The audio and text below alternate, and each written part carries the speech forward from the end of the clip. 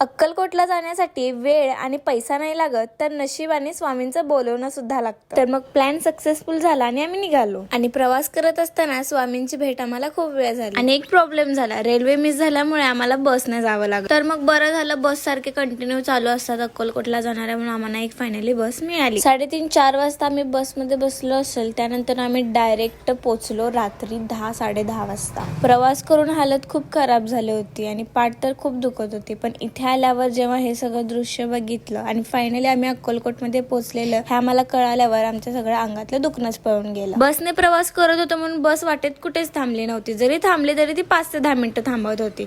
म्हणून आम्हाला काहीच खायला भेटलं नव्हतं प्रवास करताना. तर आम्ही फायनली पहिल्यांदा जेवायला गेलो. जेवण झाल्यानंतर रूम शोधले आणि रूम मध्ये जाऊन सगळेजण आम्ही झोपलो. पण मला झोपच लागत नव्हती. माझ्या पायाचे तळवे खूप गरम पडले होते आणि मला नवीन ठिकाणी गेल्यावर लवकर झोपच लागत नाही. आणि आम्हाला दुसऱ्या दिवशी काकड आरतीला जायचं होतं, पण आम्हाला ते पॉसिबलच नाही झालं. मग सकाळी 6-7च्या दरम्यान फ्रेश होऊन आम्ही पटकन आवरून दर्शनासाठी निघालो. स्वामींच्या मठात प्रवेश केल्यानंतर आम्हाला खूप प्रसन्न फील झालं आणि जसे आम्ही आत गेलो तसं आम्हाला समजलं की आरती चालू आहे. तर आम्हाला गेल्या स्वामींची आरती सुद्धा भेटली आणि खूप छान प्रकारे दर्शन सुद्धा झालं. मी तर स्वामींकडे काहीच मागितलं नाही, त्यांना फक्त एवढंच बोलले, जे माझ्यासाठी योग्य आहे तेच मला द्या. महाप्रसाद खायची खूप इच्छा होती, पण रात्री खूप गर्दी असल्यामुळे आम्ही गेलोच नाही आणि सकाळी आम्हाला लवकर दर्शन करून दुसऱ्या लोकेशनला जायचं होतं. आता दुसऱ्या लोकेशनला आम्ही कुठे गेलो हे दुसऱ्या ब्लॉग मध्ये नक्की बघा. Thanks for watching.